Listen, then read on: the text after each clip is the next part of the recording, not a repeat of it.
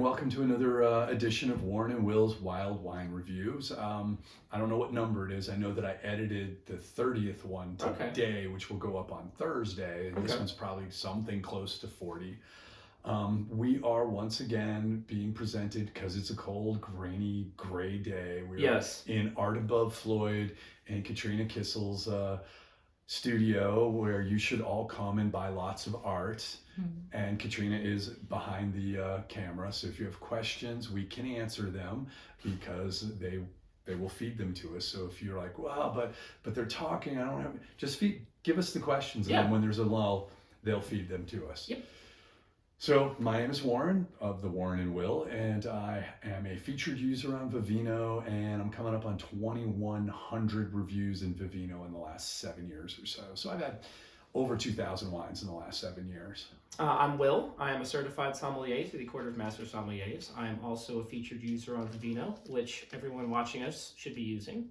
Absolutely. And together we are Warren and Will's Wild Wine Reviews. So today we are doing a Spanish white. Yes, a Spanish white. That is something we have not done before. A very different Spanish white. And I'm going to let Will, because he's better with Spanish than I, read that top part. So it's Castell De Santueri is the producer.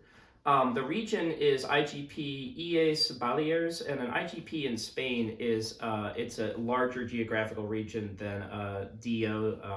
So it encompasses, I'm guessing, a good chunk of the island of Majorca, which is where this is from. All right, so starting with the Vivino stats, I'm a little unhappy about this. This one has 3.3 stars out of 5 with 47 reviews. I just asked for an interesting white, right. And this is what was handed to me. I don't remember what I paid for it. The average price is $19.97. The ABV is a low 12%. It is from Majorca. Majorca. Yeah, I'm an American, so an O never sounds like an A to me, but it is in this instance. And those two L's make an R. Yep. Balearic Island, Spain. It's 60% Premsel and 40% Calette. These are not grapes I've heard of. They are indigenous to Majorca. That's what I thought. Yeah. I could find almost nothing about this. So here's what I've got. It's mostly just their notes. Hand selection of the grapes when they arrive at the winery, which means they don't grow their own. A peculiar maceration, whatever that means. Maceration. It's where they let the grapes sit on the skins. But it's peculiar. Yeah. Okay. For 10 hours, followed by pressing and a very careful clarification. The production is low and the selection is very meticulous, so that it can be subject, and that is a bad usage of that word, but at any rate, so it can be subject to medium aging whilst maintaining all of its freshness. The fermentation is done at 16 Celsius with 100% of the wine fermented and aged in cement tanks, where it stays on its lees for a period of 4 months. The total acidity is 6.3 GL. Wow! So you were able to get the TA. Right? And that's what we got. So on to the wine. I'd throw a cork, but I could only throw a cap. I'm throwing stuff at Katrina. I'm sorry, Katrina. I'm not trying to hit you with anything. You just happen to be in the path of the camera. Yeah. Oh, yeah. I'm holding the camera. Dark gold color. Yes, oh, wow. That is an interesting aroma. Yeah, I don't even have words for it. I mean, it's like overripe oxidized. citrus. Overripe citrus is what I got. It's funky. It's got some. There's definitely like some. I mean, it's almost a turn-like. Yeah, there's a yeasty quality to it. Definitely. I'm wondering. They said they left it on the lees for 4 months. I'm wondering if that's what I'm picking up. It's kind of like a grainy, cereally kind of aroma. Like that's pretty awful. That is horrible. There is nothing to suggest this wine for anyone. It's terrible.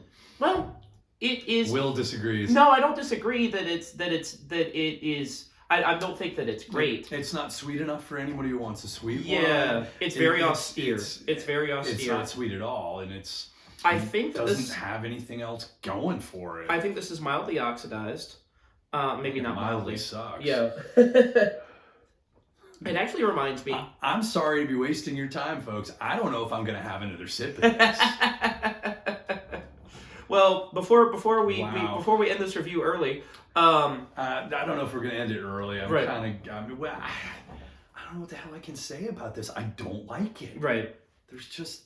It reminds me kind of smells a little bad bit and of tastes sherry. worse. It reminds me a little bit of some sherries. There's definitely some sherry on the nose, but I don't get that in the taste. And I think the reason it's reminding me of that is austere is a good word, but the austere flavor profile. Why would you drink this? Maybe if you live on Mallorca, this is like the best that you can do. I don't know. I would assume not. I think it's just oxidized, and I don't know if they meant for it to be oxidized. It's only 5 years old. This is a 2018. Well, I think it was oxidized when they put it in the bottle. And Katrina is shaking their head no and is not going to finish it. I don't believe. It's pretty awful.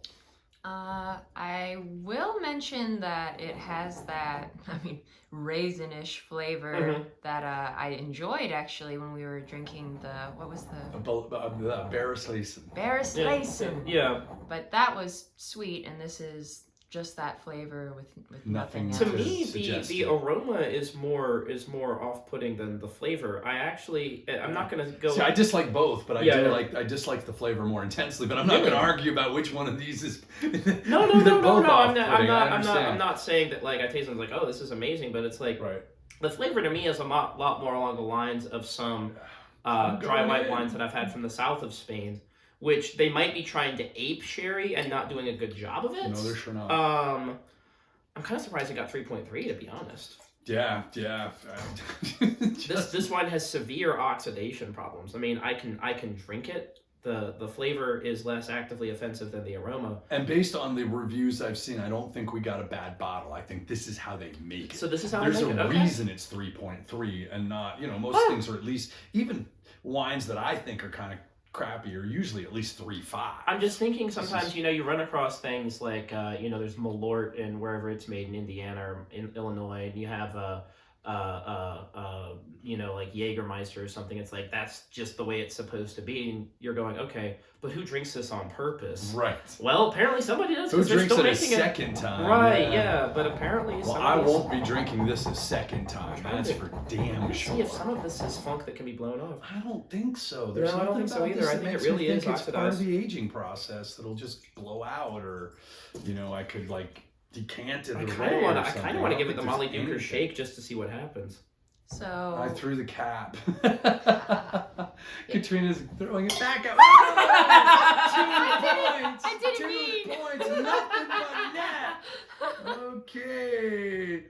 Nope, that ain't gonna do it. This is one of our more unique reviews, that's for sure.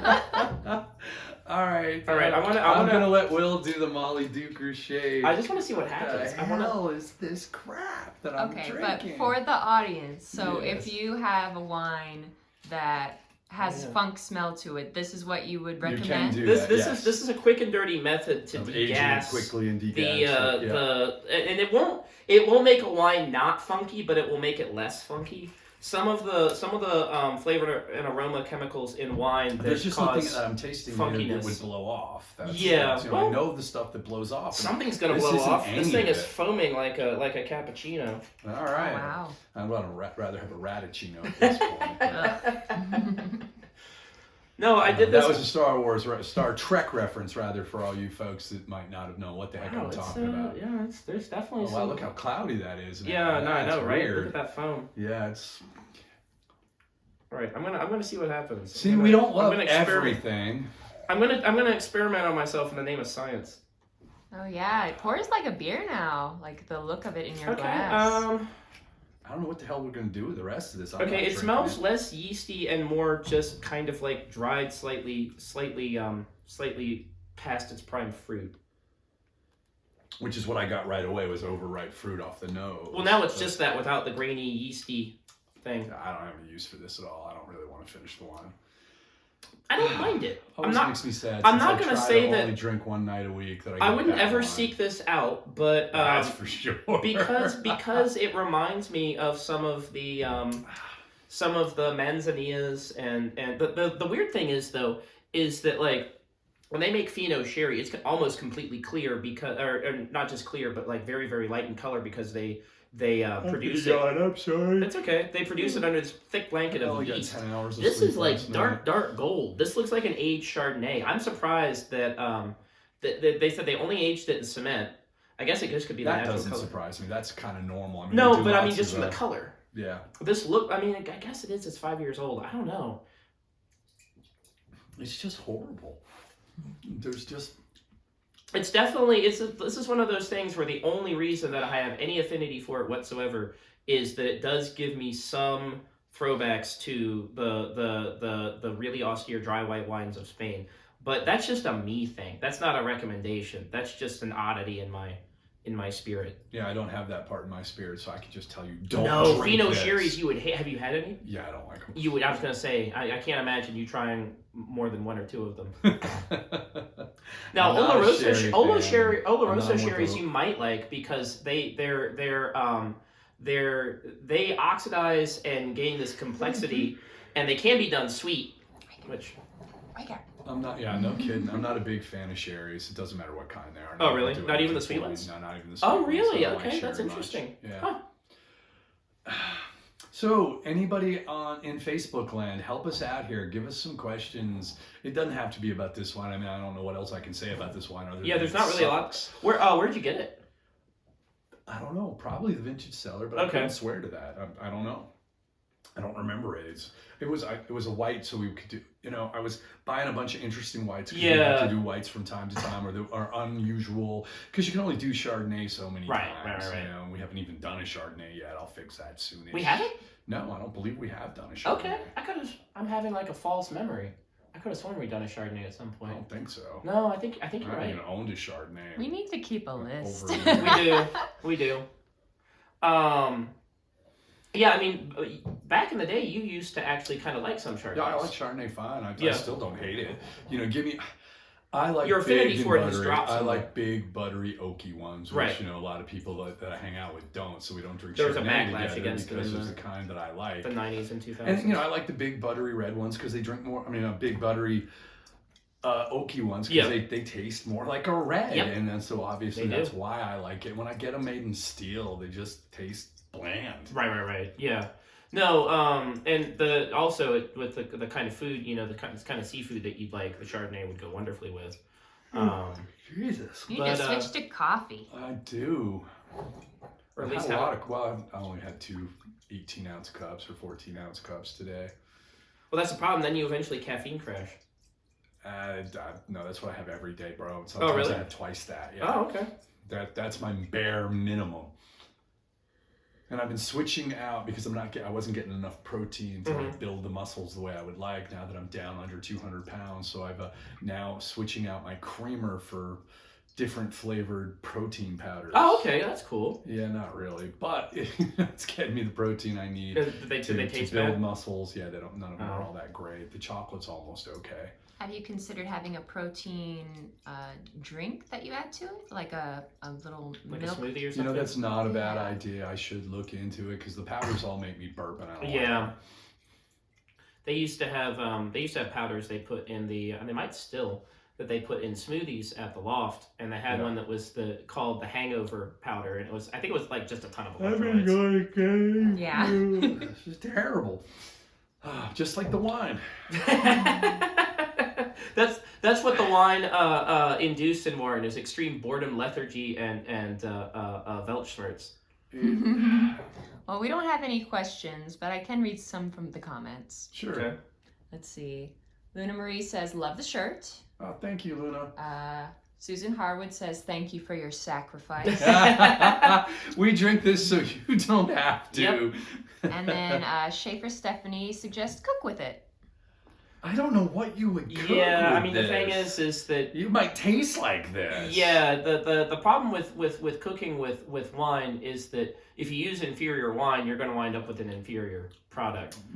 I wouldn't cook any. I might cook for someone I disliked intensely with this stuff. You could potentially mull this. I'm not sure how it would be, but you could also pour it down the sink. I'm just saying if you were going to use it for something, mulling it, you're going to overwhelm anything. I'm not using this crap for nothing but thinning my paint. But then your walls might smell like it. Apologies to the Peacemakers because I stole that from their song Jack versus Jose. But then your walls might smell like it, which would be even worse. Yes, it would be bad. Well, for mulled wine, what's involved in that? It's like sangria, or you take I think it's cloves, allspice, cinnamon, orange peel, and there might be some other ones, but those are the four main mulling spices. and then you boil it. You boil it. Yeah. And one of the things it does is it creates a low alcohol spiced concoction. So you can drink a lot more of it. You can drink more of it without getting drunk, and it's really good for keeping you warm in the wintertime. They used to give it to guards and people in the military who were standing night watch during cold weather, and it wouldn't get them intoxicated, but it would warm them, both in terms of like the heat of the drink and also alcohol will make you feel warm. I don't know. You keep doing this. I'm not drinking any more of that crap. I'm done. I think we're done. I'm so sorry about this review, folks. Hey, we always said it was going to happen. That was We knew awful. It was going to happen. That was awful. There have been times that we've said on camera we don't want to get a reputation for seeming like we're fans of everything. I didn't pick this one up to hate on it. I didn't. I was looking forward to it. So this is it's awful. Disappointing. It's more than disappointing. It's terrible. Well, I hope that I didn't alter the material structure of reality by saying earlier that you were going to have to suffer through it. Because that turned out to be a premonition. Yes.